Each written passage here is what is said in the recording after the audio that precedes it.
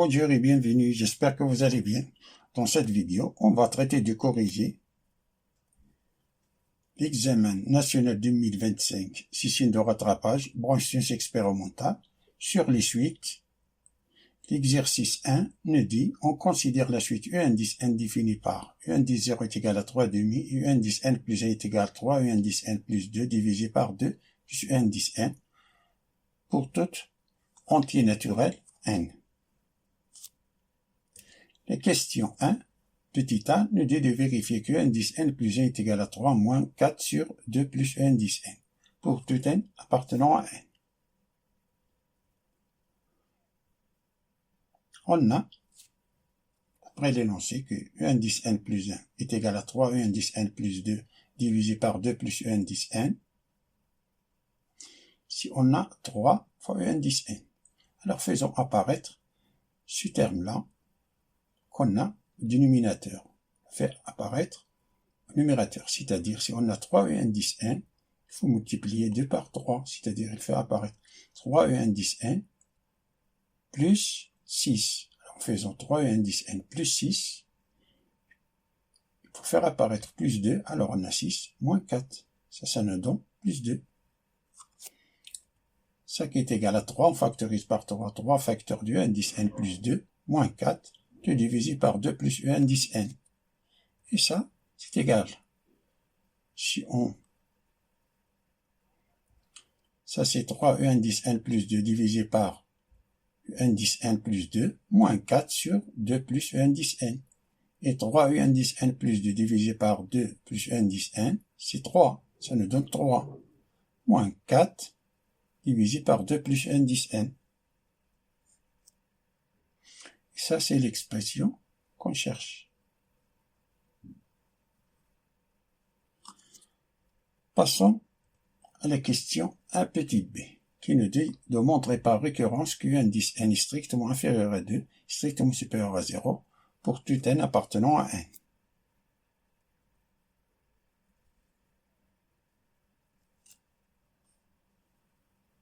Après l'énoncé, on a U indice 0, c'est 3,5, U indice n plus 1, c'est cette équation-là, qui est égale en même temps à 3 moins 4 sur 2 plus indice n. Tapez la question 1 petit a. Dans l'exercice, la suite U indice n est définie par son premier terme, U indice 0, et par une relation de récurrence. Et la démonstration par récurrence se déroule en 3 étapes, que j'espère que vous connaissez bien. La première étape, c'est l'étape d'initialisation, qui consiste de démontrer que cette expression U indice n est strictement inférieur à 2, strictement supérieur à 0, est vraie au premier rang. Ici, on a n appartenant à n, alors le premier rang, c'est 0. Donc, pour n est égal à 0, on a U indice 0, c'est 3,5 d'après l'énoncé, 3,5 strictement inférieur à 2, strictement supérieur à 0, est vrai. Donc, cette propriété est vraie pour n est égal à 0.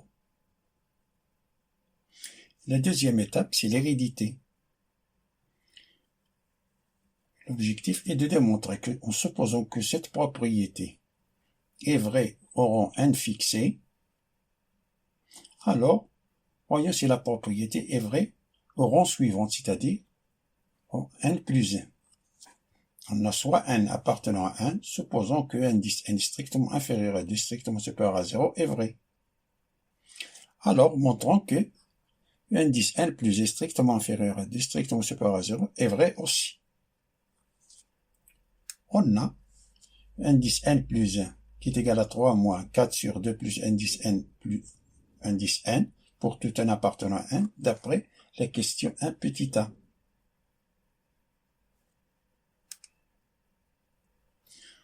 Et d'après l'hypothèse de récurrence, on a eu indice n strictement inférieur à 2, strictement supérieur à 0. Ça est que va dire, si on additionne 2 à chaque nombre de l'inégalité, ça nous donne 2 strictement inférieur à 2 plus U indice n qui est strictement inférieur à 4. Car on a 2 plus 2, c'est 4. Ça est que va dire que 1 quart est strictement inférieur à 1 sur 2 plus U indice n qui est strictement inférieur à 1 demi. Si on multiplie par 4, 4 est positif, alors le sens de l'inégalité ne change pas. Alors on a 4 sur 4, strictement inférieur à 4 sur 2 plus un indice n, est strictement inférieur à 4. 4 fois 1 demi, c'est 4 demi. Ce qui veut dire, ça c'est 1, ça c'est 2. Si on multiplie par moins 1 cette inégalité, le sens de l'inégalité change. Alors on a moins 2 est inférieur à moins 4 sur 2 plus un indice n, strictement inférieur à moins 1. Si on fait apparaître 3, ça veut dire d'additionner 3 à chaque membre de l'inégalité. Alors on a 3 moins 2 c'est 1, strictement inférieur à 3 moins 4 sur 2 plus 1 indice n, qui est strictement inférieur. 3 moins 1 c'est 2.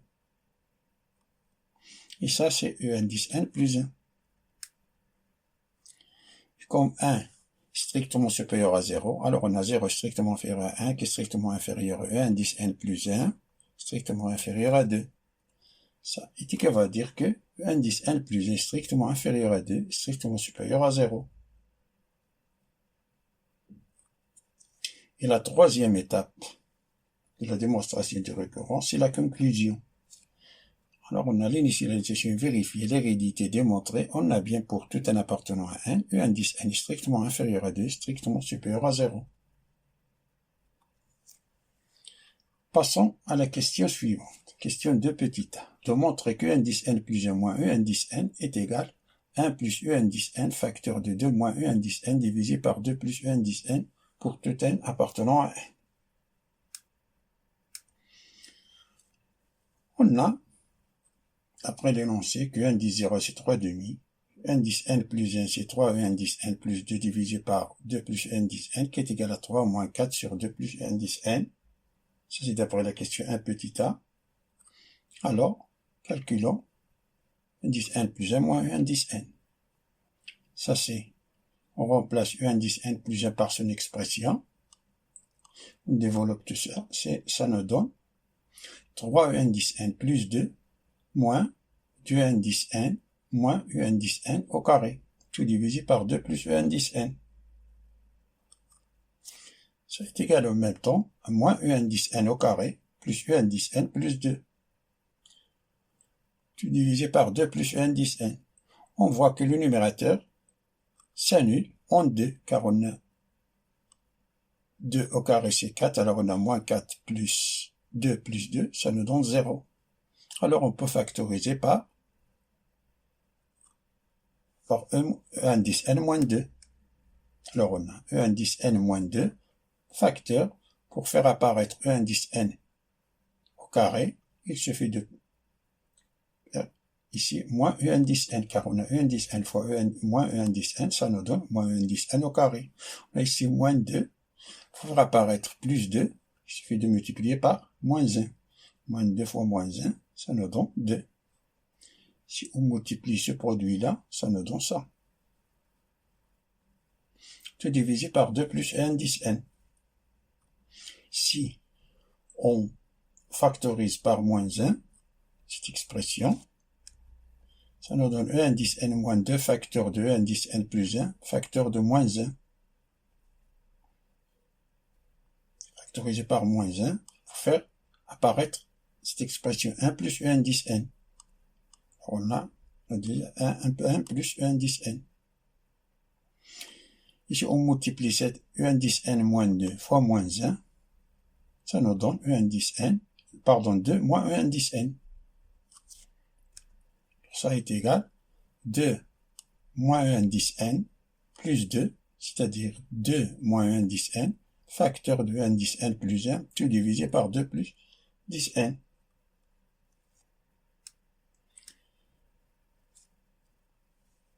Donc, cette égalité est démontrée.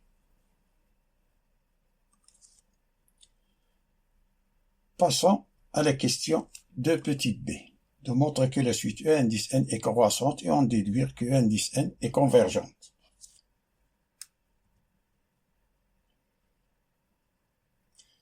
D'après ce qui est précédent là, e indice n strictement supérieur à 0, strictement inférieur à 2 pour tout n appartenant à n, et que E indice n plus 1 moins E indice n est égal à toute cette expression-là d'après les questions précédentes.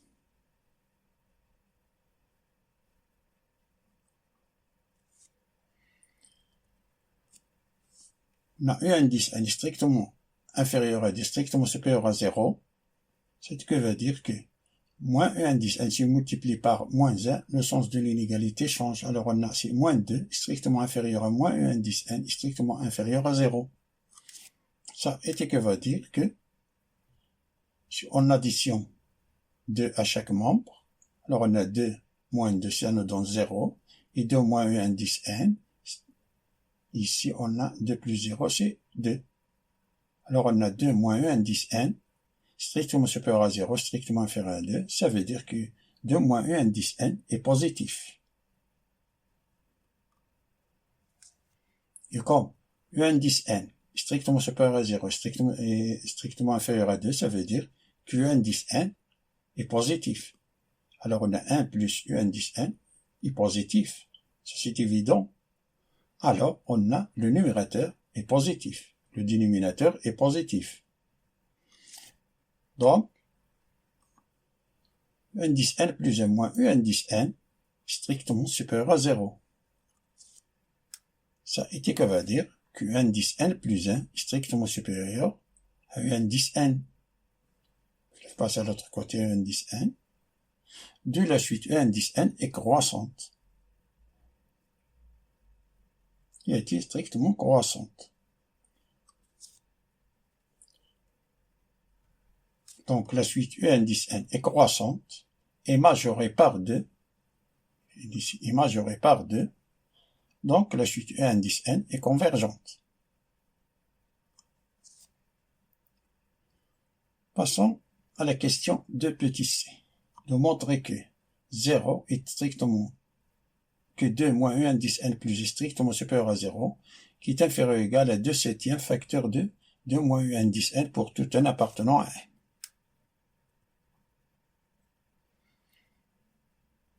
On a, d'après ce qui précède, ici,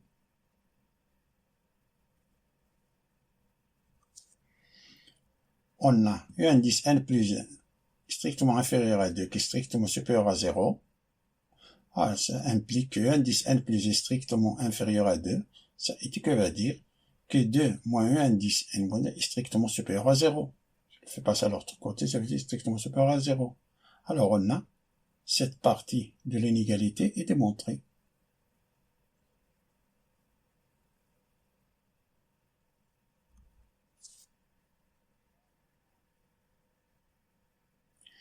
On a 2 moins E indice n plus 1 strictement inférieur égal à 2/7 facteur de 2 moins E indice n. Ça veut dire que 2 moins E indice n divisé par 2 moins E indice n, on a le droit de diviser par 2 moins E indice n car on a 2 moins E indice n strictement, car on a déjà démontré que E indice n est inférieur à 2. Ça veut dire que 2 moins E indice n est positif. Donc on a le droit de multiplier de diviser cette inégalité par 2 moins E indice n. Si on divise, le sens de l'inégalité ne change pas, alors on a 2 moins E indice n plus 1 divisé par 2 moins E indice n, qui inférieur ou égal à 2/7, car on a 2 moins E indice n s'y simplifie.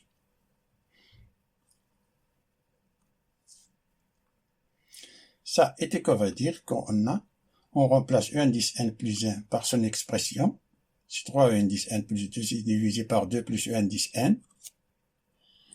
Alors ça va dire, développe ça, c'est 2 et c'est 4.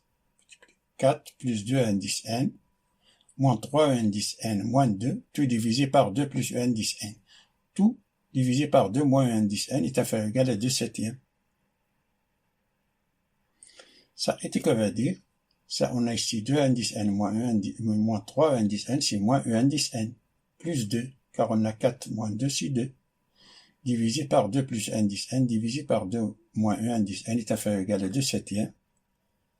Ça veut dire qu'on a moins u indice n plus 2 divisé par 2 plus u indice n fois 1 sur 2 moins u indice n. Si est inférieur ou égal à 2 septièmes, tout ça, ça nous donne ça. C'est ça.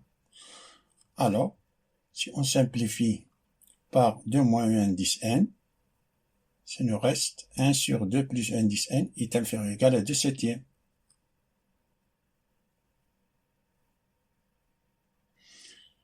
Ça, et que veut dire, si on multiplie, on croit, ça c'est, comme ça est positif, on a, que les termes sont positifs, alors on a le droit de multiplier, on croit, alors on a 4, 2 fois 2 plus u indice n, est supérieur ou égal à 7. Ça veut dire que 2 indice n est supérieur ou égal à 7 moins 4, c'est 3. Ça, et que veut dire que indice n est supérieur ou égal à 3 demi.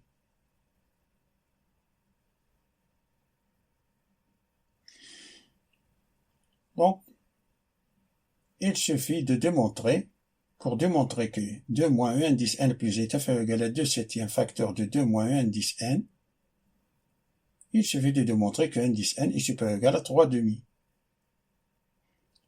Et ça, c'est vrai pour tout n appartenant à n, car la suite u indice n est croissante, c'est-à-dire u indice 0 est inférieur ou égal à u indice 1 est inférieur ou égal jusqu'à u indice n. U indice 0, c'est 3 demi d'après l'énoncé. Et 3 demi est inférieur ou égal à indice n, c'est-à-dire u indice n supérieur ou égal à 3 demi.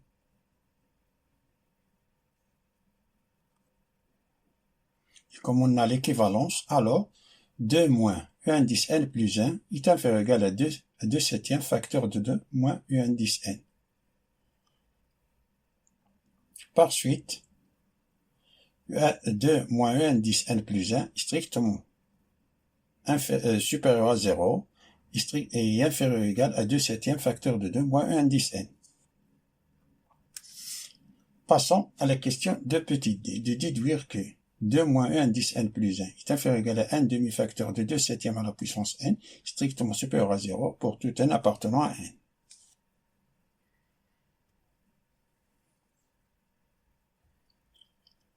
D'après ce qui précède, on a déjà démontré que 2 moins u indice n plus 1 est inférieur ou égal à 2 septièmes facteur de 2 moins u indice n, strictement supérieur à 0, et que u indice 0 est égal à 3 demi.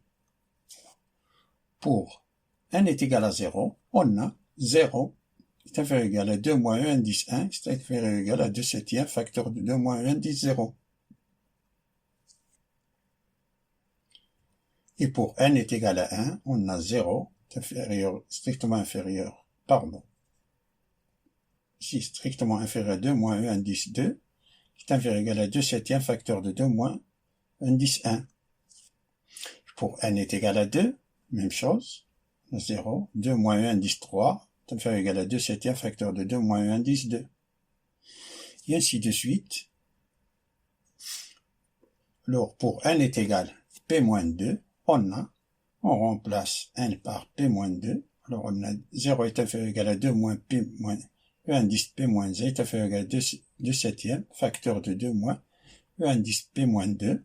Et pour n est égal à p moins 1, on a 0 strictement inférieur à 2 moins u indice p est inférieur ou égal à 2 septièmes, facteur de 2 moins u indice p moins 1. Comme tous ces termes-là sont positifs, alors on a le droit de multiplier tous ces membres. Si on multiplie, ça nous donne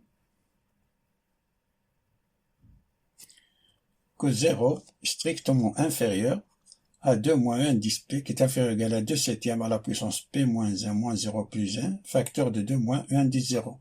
Si on multiplie, alors on peut se débarrasser ici de 2 moins 1 indice 1, se débarrasse avec ce 2 moins 1 indice 1. 2 moins 1 indice 2, se débarrasse pour l'éliminer avec 2 moins 1 indice 2. 2 moins 1 indice 3 avec 2 moins 1 indice 3, et ainsi de suite jusqu'à 2 moins 1 indice p moins 1 avec 2 moins un indice P moins 1, alors ça nous reste 0 strictement inférieur à 2 moins un indice P, qui est inférieur ou égal, sans oublier ce terme-là. 2 septièmes, on a ici 2 septièmes fois 2 moins un indice 0, fois 2 septièmes, fois 2 septièmes, fois 2 septièmes, fois 2 septièmes. Le 2 septièmes, c'est reste. Alors on a 2 septièmes, terme de P moins 1, le terme P moins 1, moins 0, plus 1.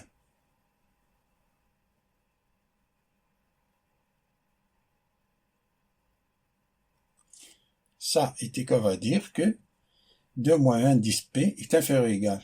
Ça c'est P, 2 septièmes à la puissance P, facteur de 2, moins 3 demi. C'est 3 demi. Ça est qu'on va dire qu'on a 0 strictement inférieur à 2 moins 1 indice P, qui est inférieur ou égal. Ça nous donne 1 demi, fois 2 septièmes à la puissance P. Donc, pour tout n appartenant à 1, E indice 2 moins E indice n est strictement supérieur à 0, qui est inférieur ou égal à 1 demi fois 2 septièmes à la puissance n. Passons à la dernière question, qui nous dit de déterminer la limite de la suite E indice n.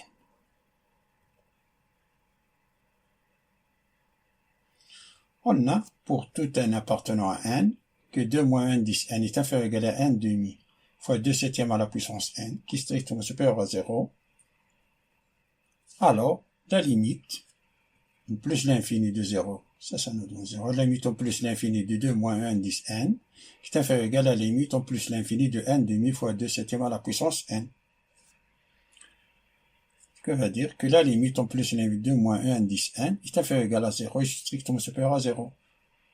On a ici, ça nous donne 0, et ici, ça c'est 0, car on a 2 septièmes, y compris entre moins 1 et 1. C'est pour cela, cette limite, la limite de 2 septièmes à la puissance n, ça nous donne 0. 1 demi fois 0, c'est 0. Donc, on peut déduire que la limite en plus l'infini de 2 moins 1 indice n est égale à 0. Ça est que veut dire que la limite en plus l'infini veut dire que 2 moins la limite en plus l'infini de indice n est égal à 0. On décompose ça, c'est 2 moins la limite en plus l'infini de indice n, ça a été que veut dire que la limite en plus l'infini, le fait sortir de l'autre côté, indice n est égal à 2.